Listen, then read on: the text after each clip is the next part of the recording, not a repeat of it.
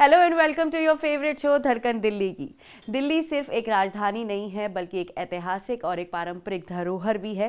ये शहर यहाँ के लोगों के हुनर और यहाँ के लोगों की कला के लिए पहचाना जाता है। और अभी हाल ही में प्रधानमंत्री राष्ट्रीय बाल पुरस्कार से सम्मानित बच्चों से हमने उनकी उपलब्धियों और उनके सपनों के बारे में खुलकर बात की। ये बच्चे न केवल अपनी फील्ड में अद्भुत काम कर रहे हैं बल्कि देश को नई दिशा में ले जाने का काम भी कर रहे हैं। हमने बात की सानवी सूद से, ऋषिक कुमार से, साथ ही हमने मुलाकात की एक खास कलाकार से जिन्होंने अपनी प्रतिभा और अपने हुनर से सबको चौंका दिया। हम बात कर रहे हैं ओम विघ्नेश व्यास की, जो कि एक दिव्यांग हैं और इन्होंने न केवल कला और संस्कृति के क्षेत्र में प्रधानमंत्री राष्ट्रीय बाल पुरस्कार हासिल किया बल्कि इन्हें संस्कृत के हजारों श्लोक कंठस्थ हैं। तो आइए आपकी मुलाकात इन मेधावी कलाकारों से करवाते हैं।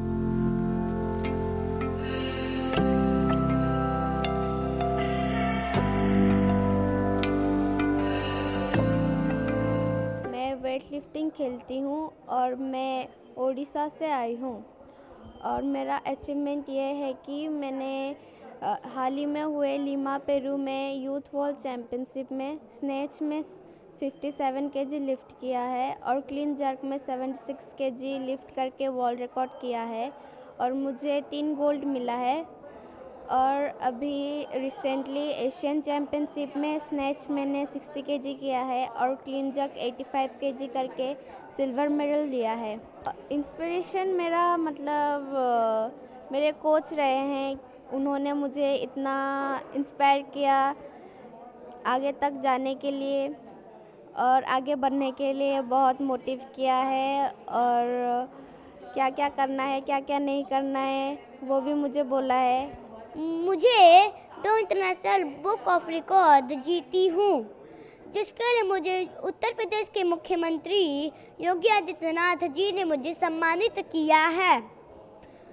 मैं 1 मिनट में 80 स्पिन कथक का लगाती हूँ और मैं 1 मिनट में 30 संस्कृत श्लोक भी बोलती हूँ जिसके लिए मेरा वर्ल्ड रिकॉर्ड बना है।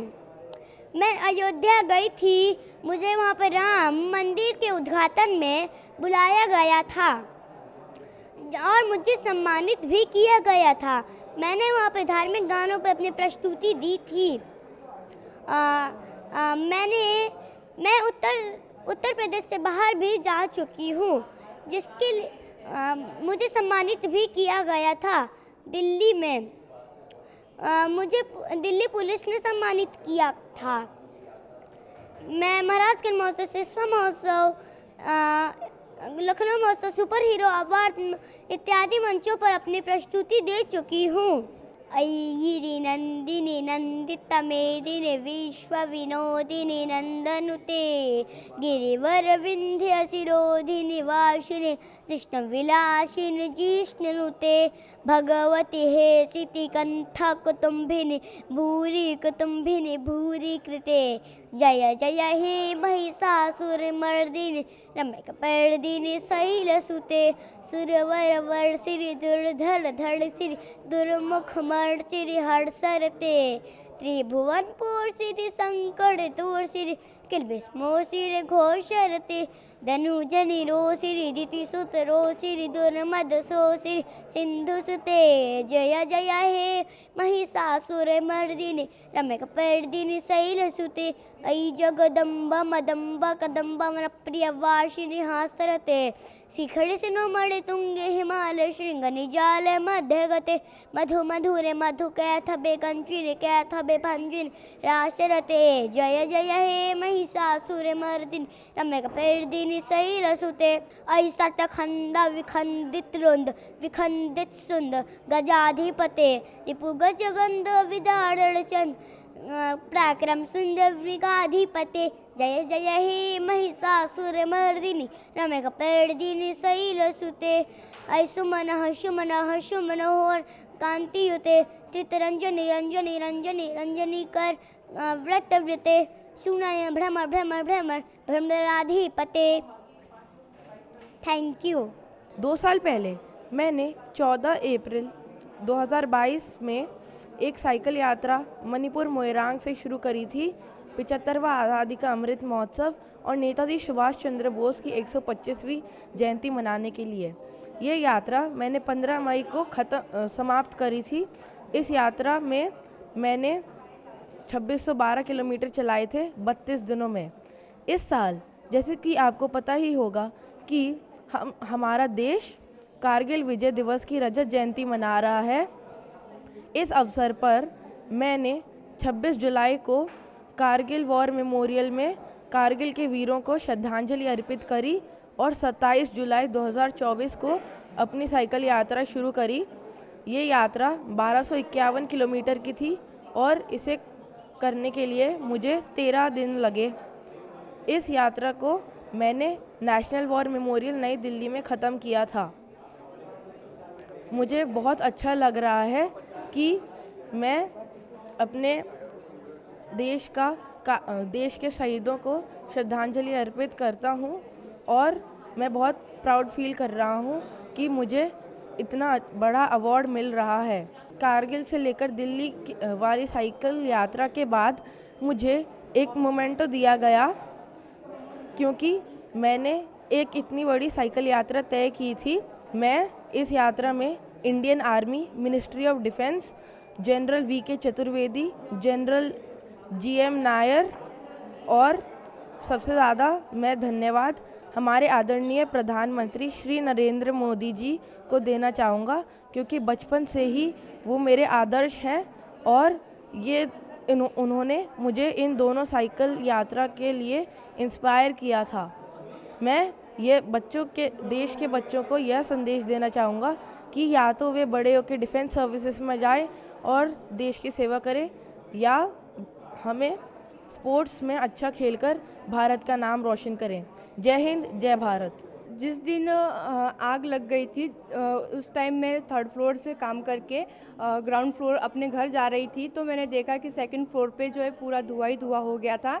और मैंने पास जाके मुझे लगा कि ऐसा शायद घर वालों ने कुछ गैस पे रख दिया होगा, उस वजह से धुआं आ रहा होगा। फिर भी मैंने मन की तसल्ली के लिए जो है घर का दरवाज़ा 2 बार नॉक किया, लेकिन किसी ने दरवाज़ा खोला नहीं था, क्योंकि वो लोग जो है काम के कारण ऑफिस गए थे और उनकी वाइफ जो है बच्चे को ट्यूशन छोड़ने गई थी। मेरे पापा ग्राउंड फ्लोर पे बैठे थे। मैंने अपने पापा को जाके बताया कि शायद 2nd फ्लोर पे आग लग गई है, आप घर वालों को इन्फॉर्म कर दो। और फिर से पापा और मैंने जाके देखा और दरवाजे पे कान लगा के सुना तो अंदर से फर्नीचर जलने की आवाज़ें आ रही थी। जब तक उनकी वाइफ चाबी लेके आ रही थी तब तक पापा और मैंने दरवाज़ा तोड़ने की कोशिश की, लेकिन हमसे वो दरवाज़ा टूट नहीं पाया। और उनकी वाइफ जो है 15 मिनट के बाद चाबी लेके आई और उन्होंने मुझे चाबी दिया। जैसे मैंने घर का ताला खोला तो एकदम पूरा धुआं मेरे ऊपर आ गया और मैंने सामने से जाने की बहुत कोशिश की और आग बुझाने की कोशिश की, लेकिन मैं सामने से जा नहीं पाई। वहाँ से जाके मैंने बालकनी से पानी डाला, लेकिन फिर भी आग बुझ नहीं रहा था। तो मैंने जिस घर पे आग लगी थी उस घर के बालकनी पे कूद गई और वहाँ से 20-25 बाल्टी पानी डाल के सिलेंडर को बाहर निकाला। I am feeling very much gratitude towards the government of India, towards Honorable President of India, towards Prime Minister of India, and I am thankful to every person who supported and contributed to my success story, you can say, who contributed to my work, who contributed to my ideology, who contributed towards my profession and its growth. I am having a cybersecurity company, and the major thing is that it is the first ever cybersecurity company from Jammu Kashmir. I started this work at the age of 15, so I've been working on the field from last 3 years, and there were many things I faced, and the field cybersecurity has a significance because I choose the field primarily for 2 reasons: social cause and secondly welfare of the society. So what I saw in this field when I was getting engaged into the field, that the crimes were increasing rapidly and I had the ideology to serve to the nation. The ideology took me to this platform because of the facts, like the past work I did was I trained more than 5,000 students with the affiliation of DigiSafe India, where I did live hack shows and I used to run unique edtech model where I did live hack shows, and I provided cybersecurity education to prominently private schools and large institutions of Bangalore. After that, I also did some cybersecurity education programs in rural areas, specifically the government schools of Jammu Kashmir. Moreover, I also provided cybersecurity consultation to law enforcement agencies and did some projects on my own, and I am working towards the welfare of society in a way that I am bringing up researches and I am bringing up some innovations which, if implemented, can lead to an impact by which cyber crimes in India can be decreased. I've always been a research and science enthusiast and an innovator. I was particularly inspired during the COVID-19 pandemic. At that point in time, I looked at the numerous people from rural communities as well as large cities suffering due to COVID, and at that point, I was inspired to do something related to technology and health. So that's where I got into biomedicine and computational chemistry. I went down rabbit holes on the internet. I used to look at CRISPR technologies and do Google searches on things like quantum chemistry. So, and looking at all the things that people have done, it ignited a fire in me that even I wanted to do something like that. So, at the beginning, I was named a World Science Scholar for my scientific and innovative pursuits. I was given an opportunity to take courses from Nobel laureates and breakthrough prize winners. Along with that, I was also given an opportunity to interact with them at the end of the program at the World Science Festival that was held in New York City in May 2024. I developed a brain age prediction model that calculates your brain age and compares that to your chronological age. So it calculates the difference between your brain age and your regular body age and gives you a percentage, your chance of developing dementia. So if the brain is aging faster than the body, that indicates that the person is at risk of developing dementia. And so this is a novel model that integrated cerebrovascular features that was not previously done before. मुझे बाल पुरस्कार मिला है art and culture में, क्योंकि basically मैं एक singer हूँ जो कि पुराने कश्मीरी ट्रेडिशन जो है, कश्मीरी सूफ़ी म्यूज़िक जो है, उसको एक मॉडर्न फ्यूजन बना के मैं ऑडियंस को देता हूँ। और मेरे अभी तक 3 ट्रैक्स रिलीज़ हो चुके हैं, जिसमें से क्या है बेदर्द दाद चाहने पहला ट्रैक मेरा, दूसरा जाने जानान जो कि एक नात है, और तीसरा गो क्या मलाल यार जो कि मेरा सबसे रीसेंट प्रोजेक्ट है। इन तीनों को जो है ऑडियंस ने बहुत ही ज़्यादा वाइडली एक्सेप्ट किया है, ऑडियंस को बहुत ज़्यादा पसंद आया है। ये अवार्ड जो है ये सिर्फ एक अवार्ड नहीं है, ये एक बहुत बड़ी रिस्पॉन्सिबिलिटी है मेरे लिए। एक हाईएस्ट सिविलियन अवार्ड है जो कि मेरे लिए, मेरी फैमिली के लिए और मेरे होमलैंड के लिए बहुत ही एक गर्व की बात है।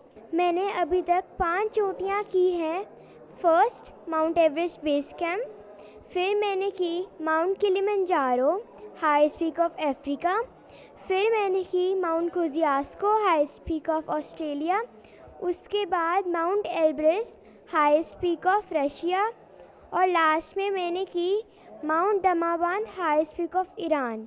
मुझे अभी तक बहुत सारे अवार्ड्स मिले हैं, पर मेन अवार्ड्स थी गिनीज बुक ऑफ रिकॉर्ड्स, उसे कलाम बुक ऑफ रिकॉर्ड्स, उसके बाद स्टेट लेवल का अवार्ड भी मिला है, और ऐसे मुझे बहुत सारे अवार्ड्स मिले हैं। I have had the honor of receiving this award, Pradhan Mantri Rashtriya Bal Puraskar for art and culture for Harikatha and Carnatic music. I'm an aspiring Harikatha artist and a Carnatic music learner. And my guru is Srimati Vishakha Hari and Dr. Padma Bhushan Sudha Raghunathan ma'am. जैसे आप देख रहे ओम शारीरिक और मानसिक रूप से 90% वो दिव्यांग है, फिर भी उसने कुदरत ने गॉड गिफ्ट दिया है कि इसको सुन के संस्कृत के हज़ारों श्लोक उसको मुँह पे कंठस्थ है। वो लिख भी नहीं सकता, वो पढ़ भी नहीं सकता, फिर भी सुन के उसको संस्कृत के हज़ारों श्लोक मुँह पे याद है। जैसे मैं बात करूँ आपको तो गीता के 18 अध्याय, 1 से लेकर 18 अध्याय, कोई भी अध्याय कहीं भी से भी ले लो, कोई भी श्लोक कोई भी लाइन कहीं से भी ले लो, वो आगे लाइन नेक्स्ट लाइन तुरंत बोलेगा। जब उसकी उम्र 3.5 साल की थी तब से उसको सुंदरकांड जैसे पाठ उसको मुँह पे कंठस्थ है, रामायण की चौपाइयाँ उसको मुँह पे कंठस्थ हैं, दुर्गा सप्तशती उसको मुँह पे कंठस्थ है, दुर्गा सप्तशती के 13 अध्याय उसको मुँह पे कंठस्थ है। जैसे कबीर वाणी, वैसे मैंने बताया सब उसको मुँह पे, शिव तांडव, शिव मेहमन, शिव लिंगाष्टक, शिव बिलवाष्टक, शिव मानस पूजा, शिव रक्षाष्टक, शिव वेदसार, शिव सूत्र, शिव पंचाक्षर, करीबन हज़ारों श्लोकों उसको मुँह पे कंठस्थ हैं। और इस सारे श्लोकों में जैसे मैंने आगे बताया कि कोई भी श्लोक की कोई भी लाइन आप कहीं से भी पकड़ोगे वो नेक्स्ट लाइन वो तुरंत बोलेगा। इसी मास्टरी की वजह से उसको दिसंबर 2017 में अपने जो फॉर्मर प्रेसिडेंट साहब थे ऑनरेबल रामनाथ कोविंद साहब, उनके कर कमलों से उसको राष्ट्रपति अवार्ड, नेशनल अवार्ड से भी पुरस्कृत किया गया हुआ है। ये हमारा एक ड्रीम था। करीबन पिछले में 4 साल से लगातार मैं इसके लिए मैं कोशिश कर रहा था, लेकिन हम सफल नहीं हो रहे थे। ये 5वां साल है और लास्ट ईयर था, क्योंकि इसमें के बाद वो 18 साल का कंप्लीट हो जाता था, इसके बाद हम नॉमिनेट नहीं हो पाते, लेकिन हम हो गए। वो ईश्वर की एक देन है। और ये बताना चाहूँगा कि ये एक ही शायद बच्चा होगा कि जिसने पिछले टर्म के जो राष्ट्रपति रामनाथ कोविंद साहब से उनके कर कमलों से अवार्ड लिया, और इस बार जो द्रौपदी मुर्मू मैम जी हैं उनके हाथ से हम अवार्ड लेने जा रहे हैं। ये हमारे लिए बहुत सौभाग्य की घड़ी है। ये हमारे लिए बहुत सौभाग्य की घड़ी है। हम इसके लिए हमारे पूरे परिवार और पूरे ख़ानदान सबका हम दिल से शुक्रिया अदा करते हैं। जिन लोगों ने हमें मदद की है, इनका सबका हम शुक्रिया अदा करिए। थैंक यू, धन्यवाद।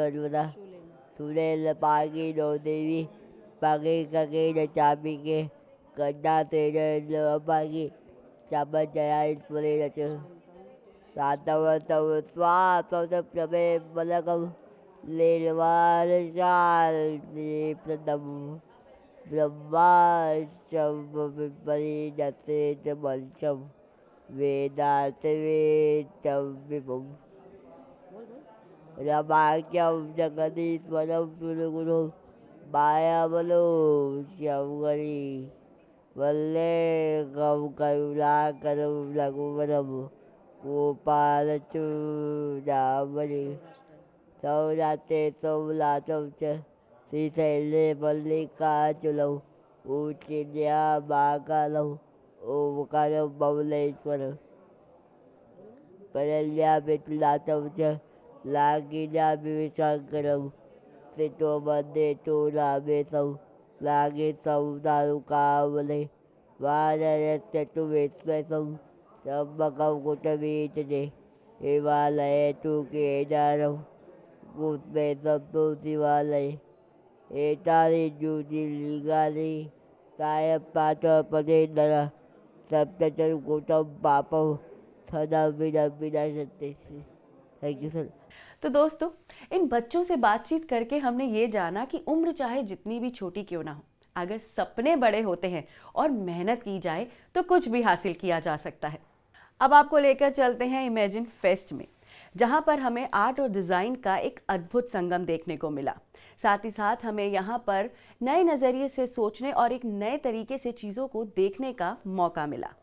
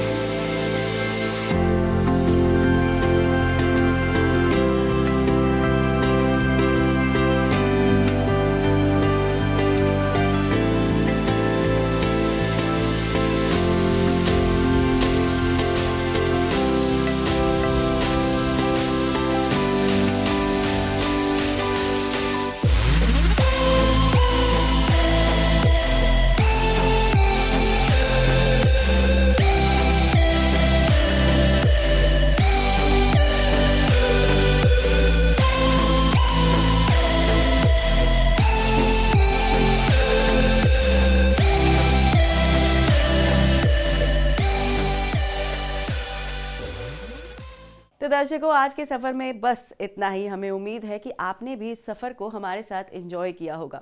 अब आपसे मुलाकात होगी अगले हफ्ते में, जहां पर आपको हम दिल्ली की नई धड़कनों से रूबरू कराएंगे। तो दर्शकों, अपना ख्याल रखिए। ठंड बहुत ज़्यादा बढ़ रही है, तो अपने आप को सेफ रखें, कवर रखें और छुट्टी के दिन यानी संडे को हमारा प्रोग्राम धड़कन दिल्ली की एंजॉय करते रहिए, सुबह 9 बजे और शाम को 5:30 बजे। ख्याल रखिए, टेक केयर, गुड बाय। मिलेंगे अब आपसे अगले संडे सुबह 9 बजे और शाम 5:30 बजे।